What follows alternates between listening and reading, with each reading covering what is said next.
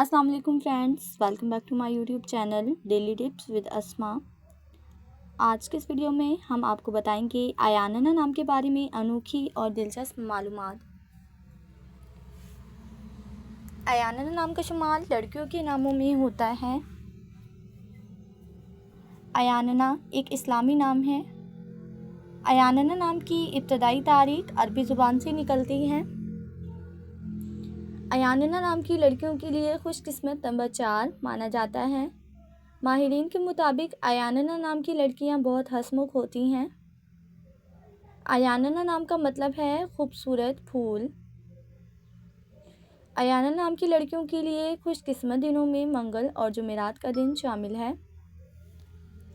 अयानना नाम के अफराद के लिए मुवाफिक रंगों में सुर्ख और बनफशी रंग शामिल है। अयानना नाम के अफराद के लिए मुवाफिक पत्थरों में रूबी पत्थर शामिल है। खुशकिस्मती वाली धातुओं में हिंसों के हिसाब से तांबा और लोहा शामिल है। फ्रेंड्स, अगर आप अपने नाम का मतलब जानना चाहते हैं तो कमेंट बॉक्स में अपना नाम लिखिए। इंशाल्लाह हम आपके नाम की वीडियोस ज़रूर बनाएंगे। Thanks for watching. अल्लाह हाफिज़।